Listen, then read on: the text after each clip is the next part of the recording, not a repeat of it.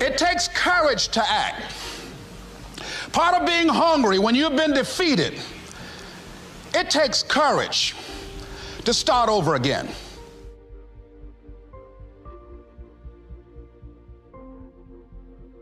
One of the things I have realized, and many of us have, that if you want something out of life, if you want to change yourself, if you want to acquire something, if there's some goal that you want to reach, that is really not easy as some people will make us feel.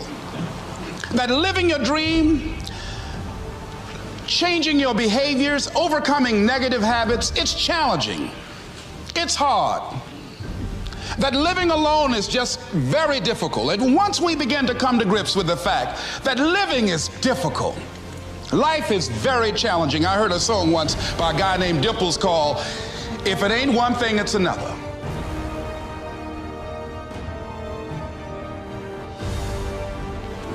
So how do we begin to nurture that hunger? What are the characteristics or the qualities of people that are hungry? What will it take for me to get some of the things that I want? And being hungry for those things, number one, you've got to work on yourself. It's very important that you engage in an ongoing process to develop you. Spend more time on yourself than what you've been spending. It's very important. You owe that to yourself. I was reading a book by Og Mandino called The University of Success. Read one line, gave me a chill. I didn't have to read anything else in the book. He said, many of us never realize our greatness because we become sidetracked by secondary activity. We spread ourselves too thin, don't know how to say no. And we find ourselves doing all kinds of things and never ever have time to do those things that we need to do to work on ourselves. And then there goes a second, there goes another second, there goes another second, and we can't stop and hold time. And before you know it, you wake up one day and you're behind on your dreams and your bills.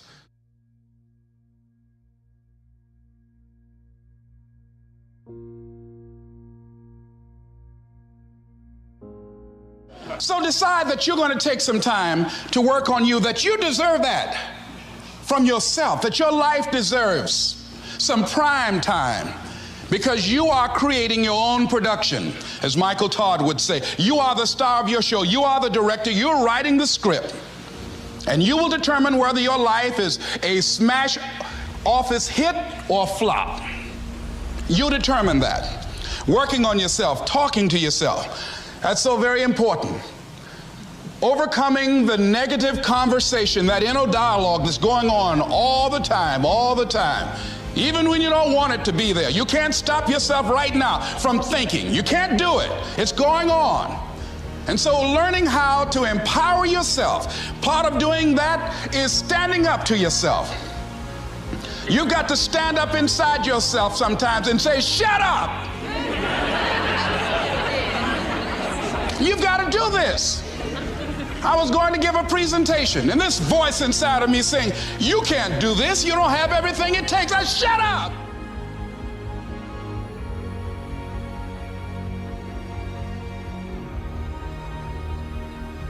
You'll get scared sometimes. Your mind will go blank on you. Some people you will allow to unnerve you, and you wonder, what's wrong with me? I'm not crazy. That's why you've got to learn to make a conscious, deliberate, determined effort to stand up inside yourself. Working on yourself, watching that inner dialogue, it will determine the quality of your life.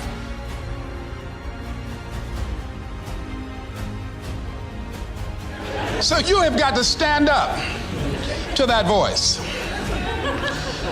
When you're working on something you want to achieve, you have got to stand up to that voice. You've got to sell yourself every day on your abilities, on what you're doing, on the goal that you want to reach.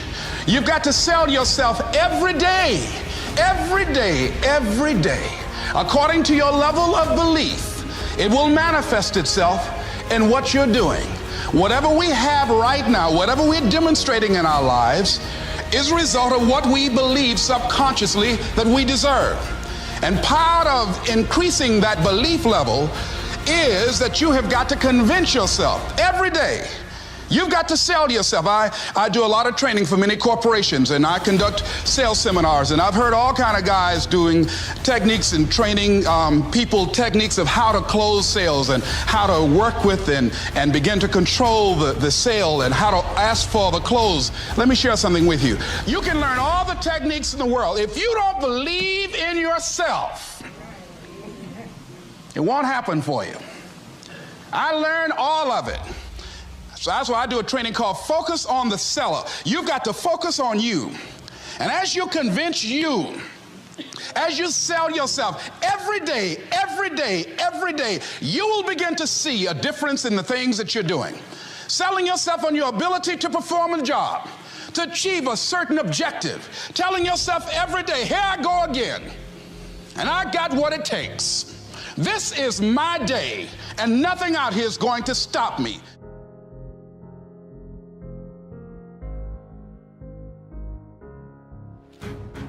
I used to do door-to-door sales, and I was working with another friend of mine, and door-to-door sales, I mean, it's punishing. It's cruel and unusual punishment. And I was a little boy knocking on the door. Hello, would you like to buy a nice working television set? No money down? No! Bam! They slammed the door in your face. And the friend of mine that was working with me, they slammed the door in his face, and I looked back, and he was going to the car. He said, I can't do this. And he sat down in the car, and he said, you go ahead, I'll be here when you get back. Now, he had a mother and father to take care of him. My mother was ill. I am adopted.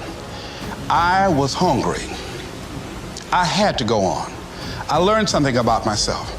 That when you step into your fears, somebody said, it was Winston Churchill, he said that courage is going from failure to failure without losing enthusiasm. When you step into your fears and continue to push yourself to go on, something happens for you. It will enable you to transcend yourself. I went to the next store. You like to buy a nice working television? No! Bam! Went to the next one. No! Bam! After a while, I no longer took it personal.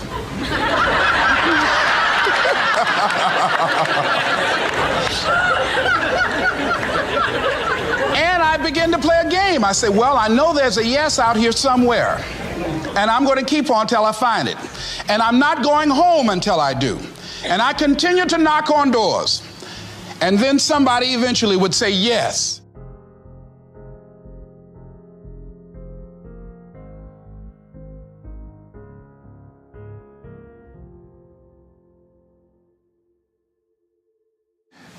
When you have something you want to do, if you don't develop the courage to do that which has been given you to do, and you spend a lot of time going around trying to convince other people or trying to get their approval, what will happen is that you will lose your nerve. And other people will convince you that what you're doing doesn't have any value, and you'll give up on your dream. It's an interesting thing about life, I've also found, that if you don't have the courage to act, sometimes and particularly if you have something special to do, life will move on you. If it were not for life, I would still be a disc jockey. I didn't just leave voluntarily to go to the state legislature. I was fired.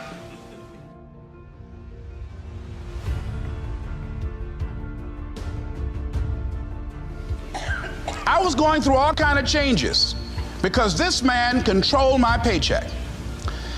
And it was Carlyle who said, truth crushed to earth shall rise again.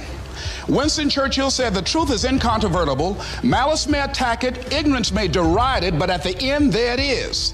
And we know scripture that says, ye shall know the truth, and the truth shall set you free. And the truth that I had to come to grips with, that I wasn't in charge of my destiny. The truth was that I wasn't giving all that I had. The truth was that there are some things that I wanted to do, but I didn't have the courage to act on those things. And the truth was that Bert Childs was a blessing to me. He made life so miserable for me, I had to start looking at my life differently. I started going to work earlier. I started being the last one to leave there. I started working harder than anybody else. The other guys could not. Why would you work so hard, Les? I said, I'm not working for them. I have been cheating, Bert, I thought. I've been cheating myself and my family. Wherever you are, whatever you're doing, do it with everything that you have. Develop the habit of giving more than what you're paid for. Develop the habit of setting standards that others will be measured by. Someone said, do not go where the path may lead, but go where there's no path and leave a trail.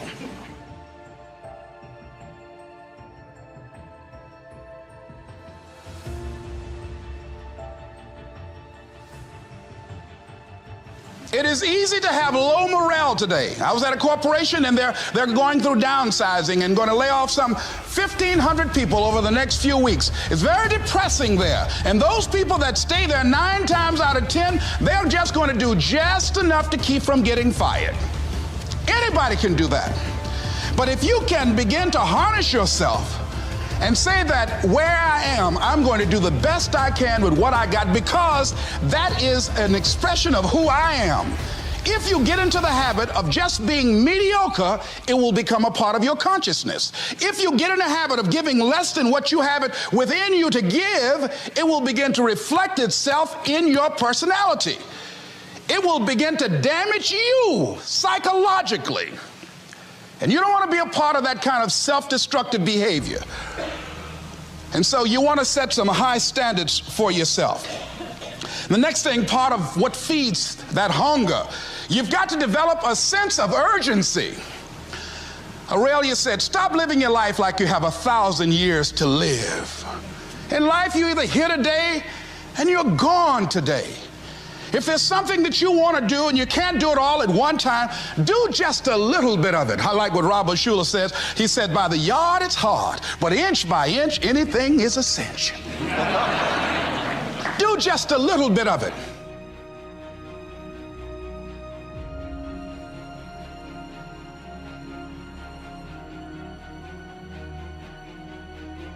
A friend of mine, Bobby Kerr, used to be a roommate. Bobby wanted to go into the area of public relations. He loved working with the public. Young lady he wanted to marry named Clarice. Bobby was a great procrastinator.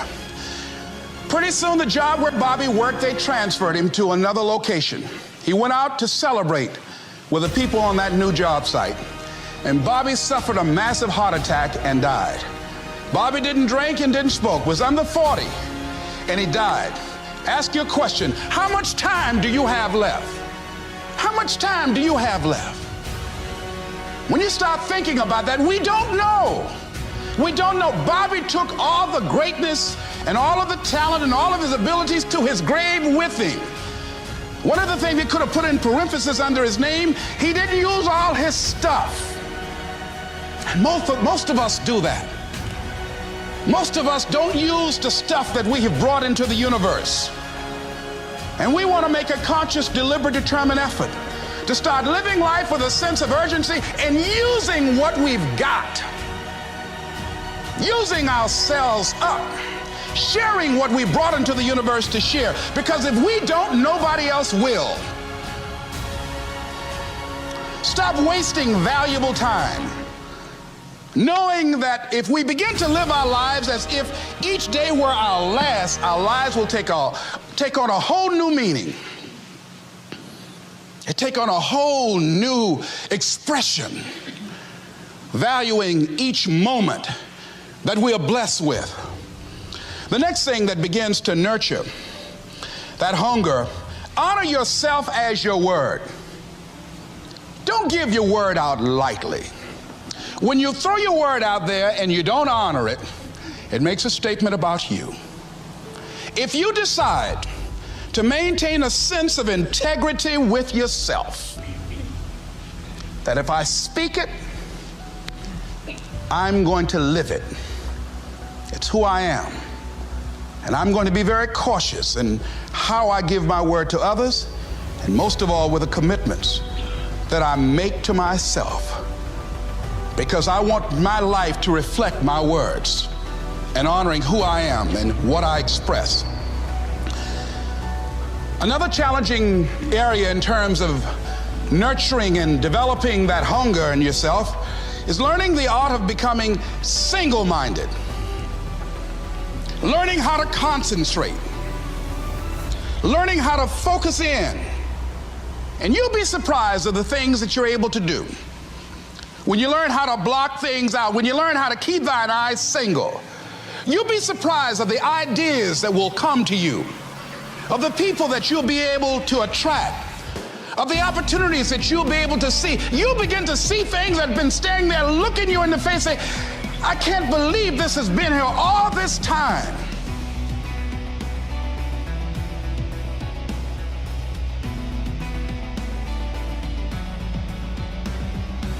Here's a habit that I do.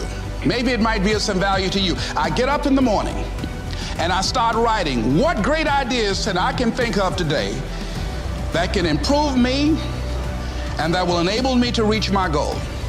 And I just let my mind flow. Sometimes I write 15, 20 ideas. Some days it's more difficult than others. One idea can change your life. One idea can turn your life around. Deciding that you're going to focus to develop your skills. A guy was the new owner of a baseball team that was in the basement of the league when he took it over.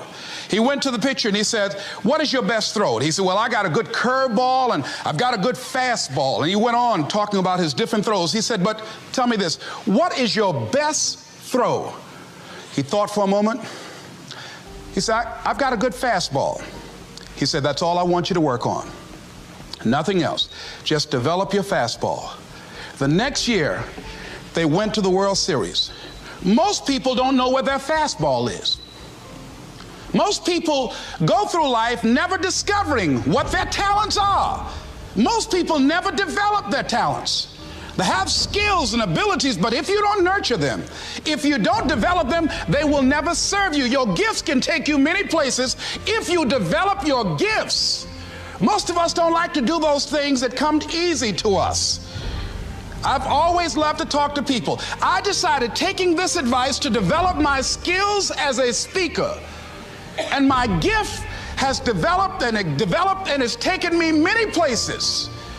You have something that you brought to the universe, and that if you decide that my life deserves my developing this, what I do well, and becoming the best at it, and mastering myself, and seeing what I have within me, if you decide to drop your buckets where you are and develop your gifts, I grant you, you'll never ever be without.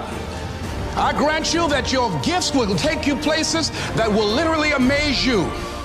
I grant you that if you begin to work to develop your gifts, you'll develop a strong sense of happiness. You'll get a larger vision of yourself, because part of beginning to get a larger vision of yourself, all of us need some area of our lives where we can have a feeling of competence. That people know when they think about this area, that's something you do. That you eat and sleep that, and that you do that, and people know it, and you know it, and you know that you know this. If you don't know anything else, you know this.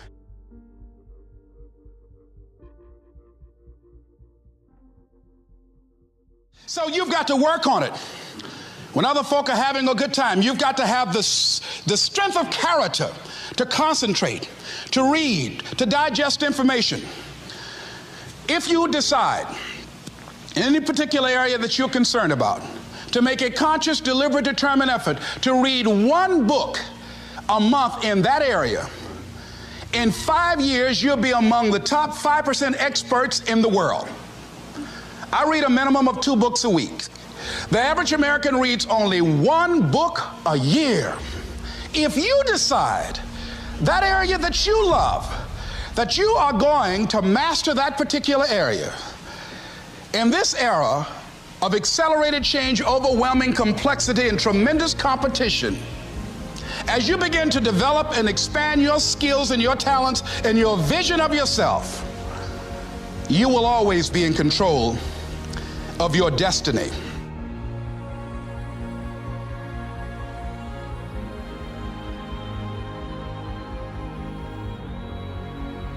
And so as you look at yourself, as you look at your goals, look at your dreams, it's very important that you take time every day and write this down to retrain your thinking. You got to retrain your thinking. Because how we live our lives is a result of the story that we bought into. I had to retrain my thinking because of what I saw. Studies indicating that the decisions we make in life is directly related to the things that we saw, the things that we experienced, the conversations we've been exposed to between age 0 and 5. And so as a result of that, my experience, I had to begin to engage in a process of retraining my mindset. And I didn't even know what I was doing. But this man, Mr. Sidursky, I'll never forget. Leslie, come in here. Yes, sir. Look at my shoes. You can shine them better than this? I do apologize, sir. I'll do a better job. And his wife said, please don't yell at him like that. That's not nice. He's just a kid. He's only 10 years old.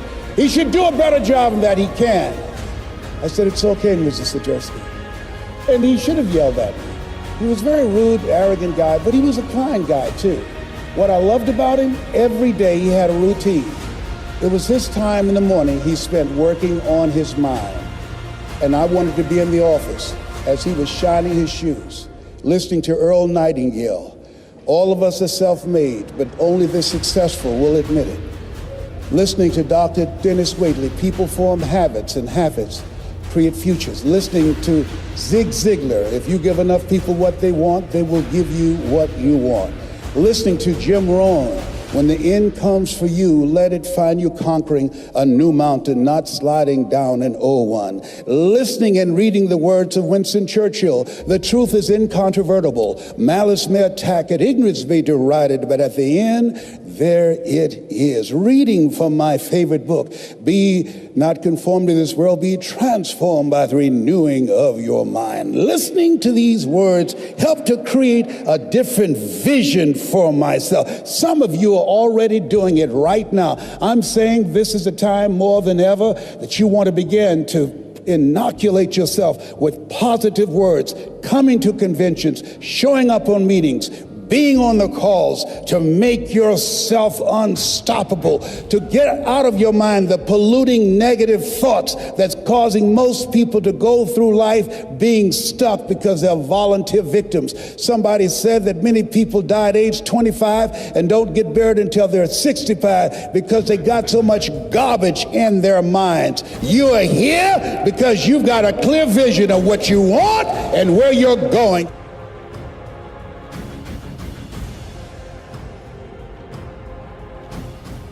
Don't worry if they don't get it. Don't try and convince people to do this business. A person convinced against their will is of the same opinion still. You are not like everybody else. You can walk outside and find pigeons, but if you're looking for eagles, it's going to take you a minute. You are different. It's lonely at the top. How many of you know it's lonely at the top? Raise your hands. It's lonely at the top, but you eat better. That's what I'm talking about.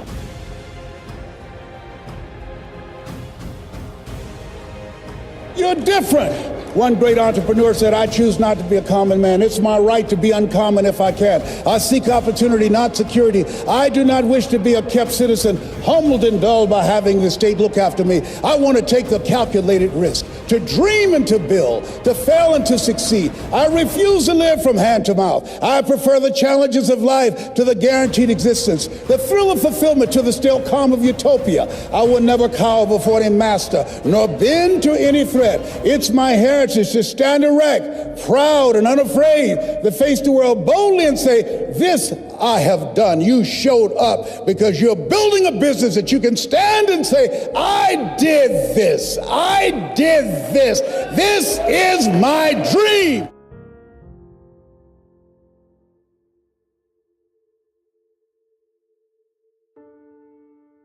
There's something in you that wouldn't allow you to stop. Dr. Howard Thurman, he said there's something in each and every one of you that waits and listens to the voice of the genuine in yourself. It will be perhaps the only guide you will ever have. And if you cannot hear it, all of your life, your days will be spent on the ends of strings that somebody else pulls.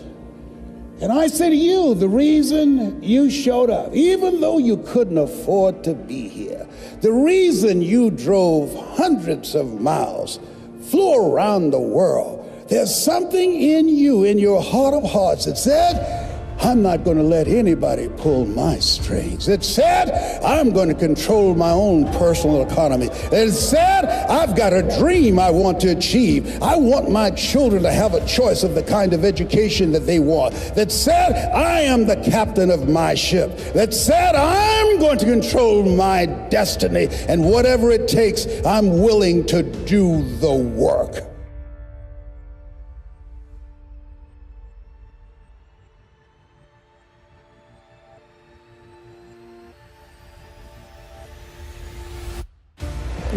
'61, President John F. Kennedy had a decision to make. The decision was whether or not to call a news conference and tell the world the United States was going to go to the moon. And I submit to you that the decision to do that was very risky. And what governed his thinking is what governed your thinking when you decided, I'm going to do this. See, the technology did not exist. The answer of what will it take did not exist. No one had ever done it before.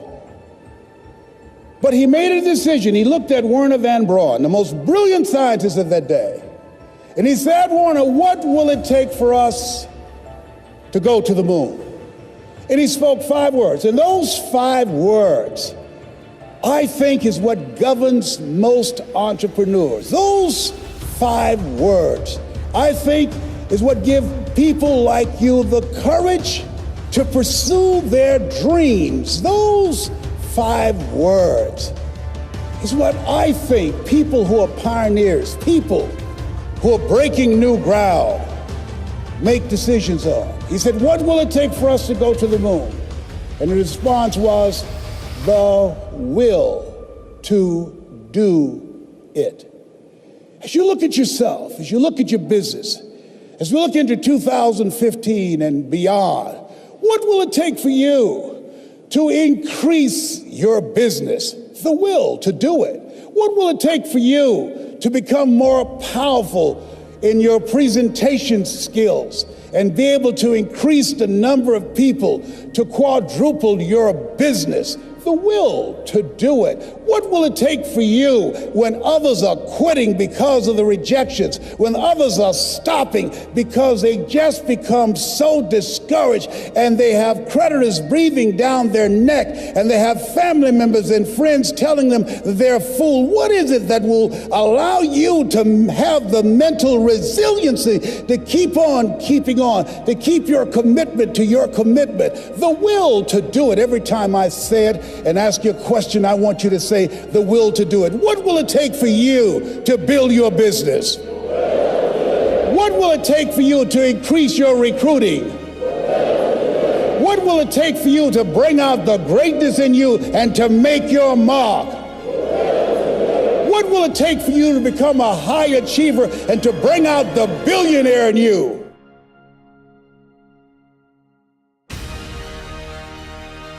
Mr. Washington, this man who taught me, he said, Mr. Brown, you want to make it in life? He said, number 1, develop your mind. You don't get in life what you want, you get in life what you are. Number 2, develop your communication skills. Once you open your mouth, you tell the world who you are. 3, practice the principle of OQP, only quality people. Let us say together, only quality people. As you think about your goals and dreams, this is not for everybody. You want to build an organization with only quality people. Not people who need more, but people who want more. You want to surround yourself with people that are hungry.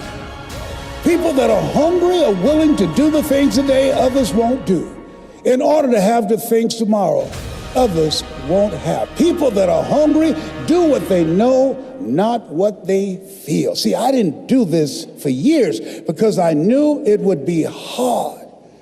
And Mr. Washington said something to me. Mike Williams, my mentor, you want to go online and find his book, The Road to Your Best Stuff. He said something that grabbed me, and I want you to put this someplace where you can see it. See, you build this business through persistence. You got to affirm, I will persist until I succeed. You build it through patience. It takes time to grow orchids. It's faster to grow roses, but orchids, that takes time.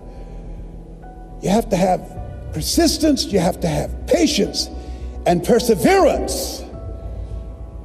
It takes courage to come back again and again and again.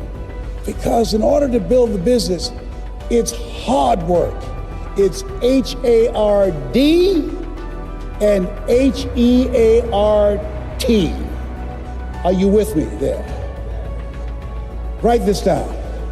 If you do what is easy, your life will be hard. But if you do what is hard, your life will be easy.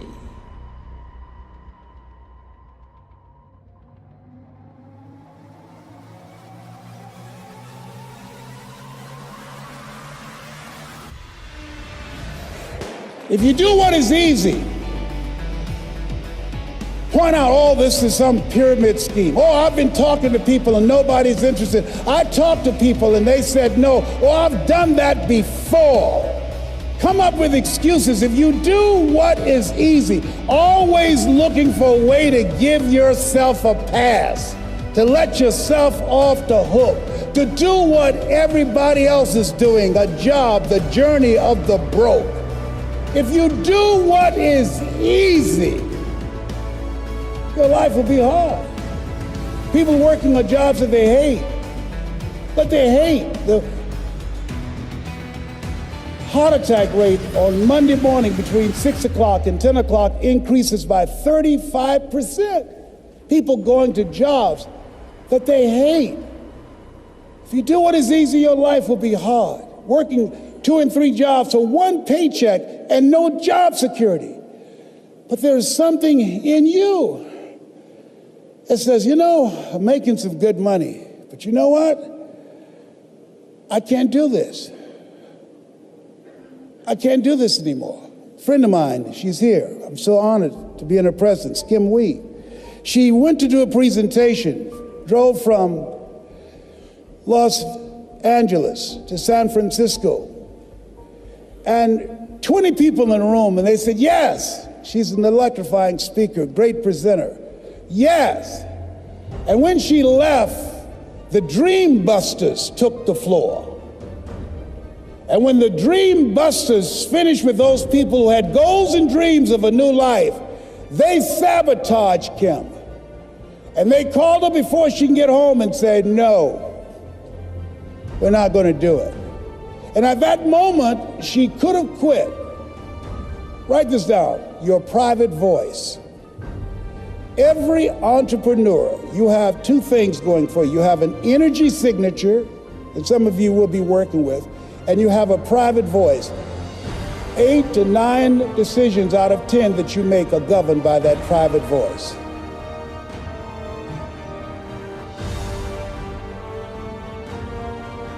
When they called and said no, her private voice said, you're wasting your time. You don't need to do this. Your husband is a doctor. You don't need to do this.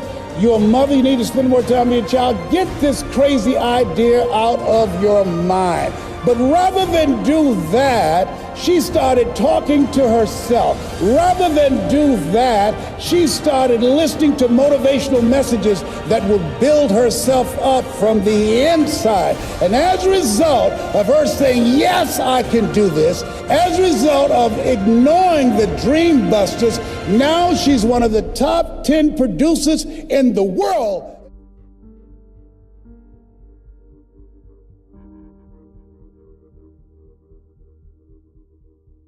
If you want to make it in life, you got to know your vitamin. You've got to know every no brings you a step closer to a yes.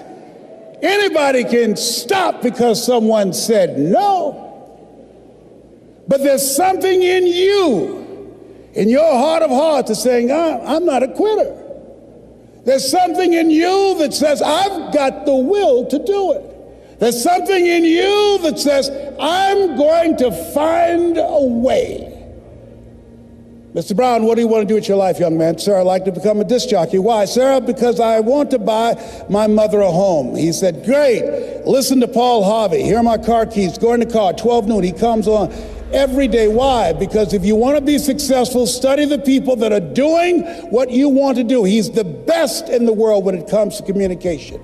I suggest to you, as you look at what you want to achieve, look at the top achievers. Understand and know they are only an example. They are not an exception. They're an example of what you can do, because success leaves clues. Follow the system, watch the leaders, and study them. I did that. And he said, Mr. Brown, detoxify your life. Let all the negative people in your life go. Can I change them? No. It's a full-time job changing yourself. He's right. He's right. You can't change people. It's hard changing yourself. And there's some people so negative they can walk into a dark room and begin to develop.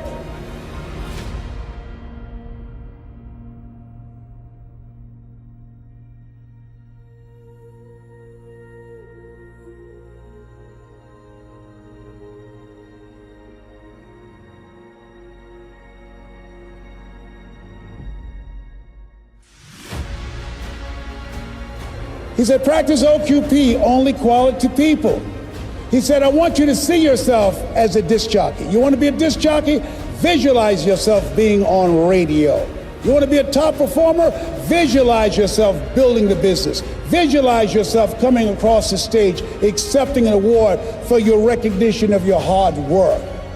See it in your mind's eye. He said, I'll give you all your eyes can see.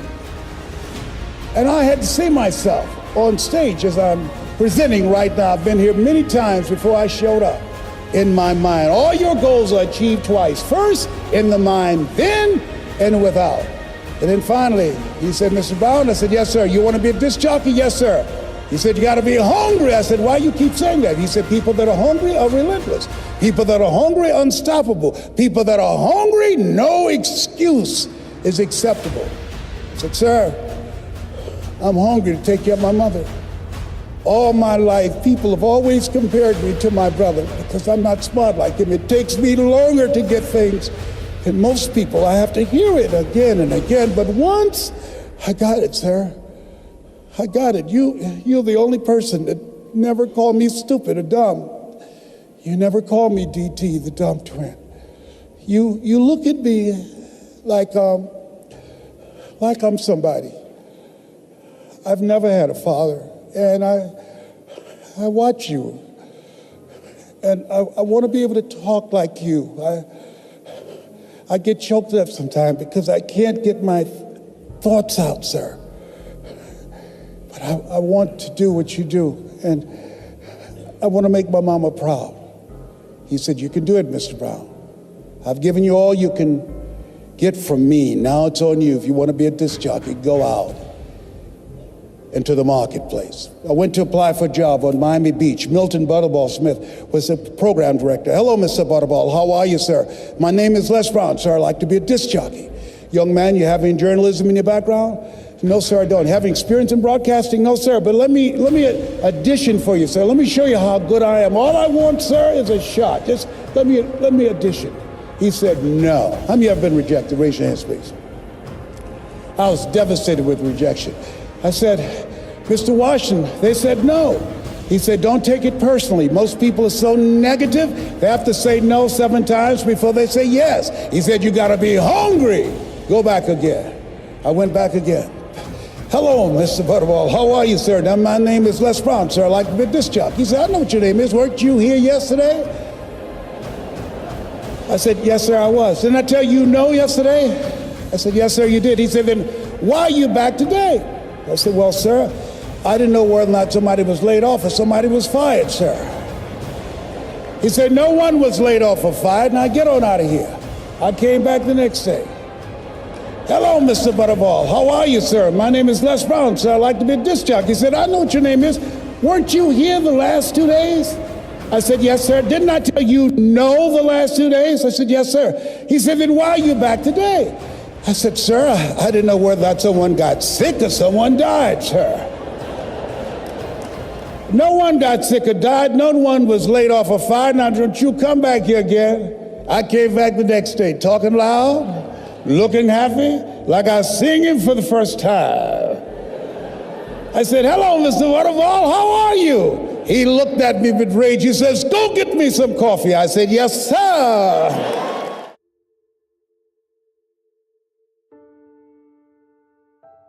I don't know what you want to do, but I believe that Zig was right. If you give enough people what they want, they will give you what you want.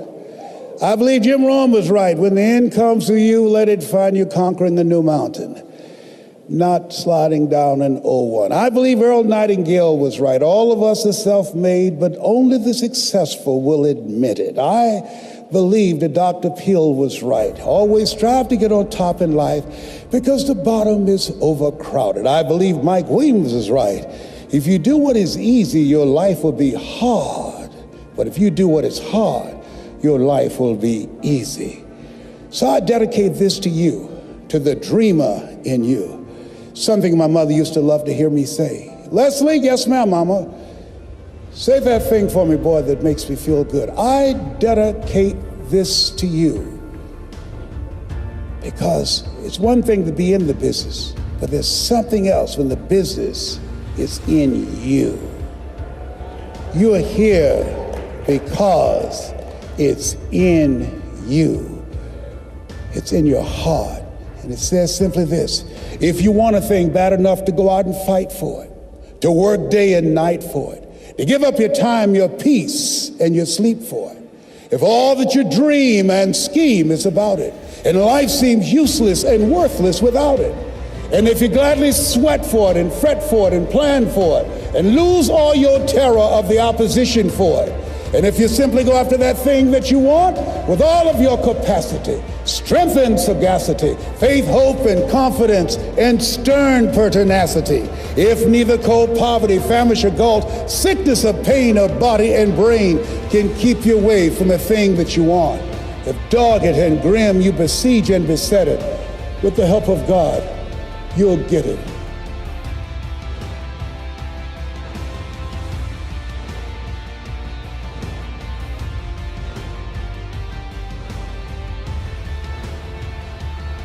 The voice of the genuine, the centering moment. During the time after receiving 238 radiation seed implants, I was reflecting on his words, and these words kept me up that night.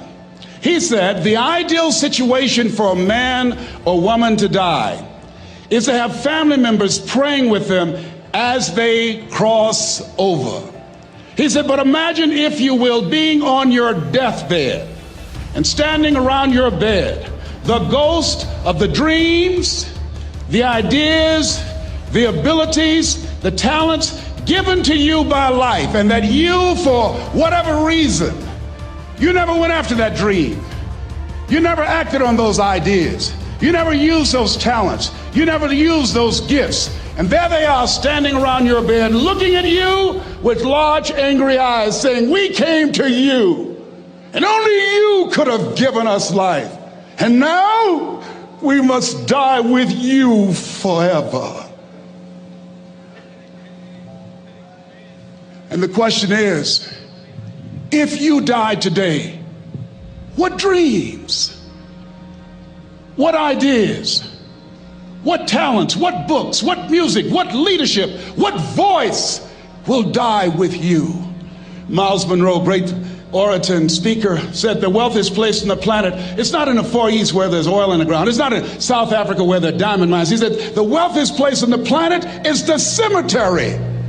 Because there you'll find greatness that we've never seen. There you'll find talent and genius and potential never actualized. Perhaps that's why Henry David Thoreau wrote the words, "Oh God, to reach the point of death, only to realize that you've never lived." Maybe that's why some unknown writer wrote the words, "What if you live your whole life only to discover that it was wrong? That it was wrong. That you were chosen to do something else and you didn't do it." Repeat after me, please. Live full. Die empty. I want you to take some notes and some things, and I want you to think about your goals and dreams in the three categories that I mentioned: personal, professional, and your social contribution. How many of you are serious about your goals and dreams? Raise your hands, please. Thank you very much. How many of you don't want to take your dreams to your grave with you? Raise your hands, please. Very good. Shake someone's hand on your right and left. Look them in the eyes and say, "Get out of your head and step into your greatness." Do that right now, please. Say, "Get out of your head and step into your greatness." I want you to write this down. Let us say together, as you think about your goals and dreams, let us say together, "It's possible," together, please. Yes, write that down. See, ladies and gentlemen, as an entrepreneur, I've been an entrepreneur for 20 years. It's my 21st year. I could have been speaking and training for 34 years. But for 14 years, I was living in my head. For 14 years, I stopped myself. For 14 years, I used to go see Zig Ziglar, that I considered the #1 motivational speaker on the planet. Zig Ziglar and Tony Robbins, they're the best on the planet. Bob Proctor, they're the best on the planet. Jack Canfield, Mark Victor Hansen, T. Harv Eker. I would go and see them, and then I would leave, and my conversation with myself was, my heart would say, "I can do that." And then my mind would ask, how? How would you do that, Les Brown? See, when I was in the 5th grade, I was identified as EMR, labeled educable mentally retarded. Put back from the 5th grade to the 4th grade. I failed again when I was in the 8th grade. I have no college training. And a man changed my life, and I'll never forget his name, Mr. Leroy Washington. He's in his 80s now, and he's blind from glaucoma, but he gave me a different vision of myself. I was in his class waiting on another student. He came in and said, "Young man, go to the board and work this problem out for me." I said, "Oh, sir, I can't do that." I said, "Why not?" I said, I'm not one of your students." He said, "Look at me." "Yes, sir. Go to the board and work the problem out anyhow." I said, "Sir, I can't do that." He said, "Why?" I said, "Sir, because I'm educable mentally retarded, sir. I'm in special education." And the students started laughing. They said, "That's Leslie. That's not Wesley. He's DT. Wesley is the smart twin." He said, "What does DT stand for?" I said, I'm the dumb twin, sir." And as the students laughed at me, he came from behind his desk, he looked at me and he said, "Don't you ever say that again. Someone's opinion of you does not have to become your reality."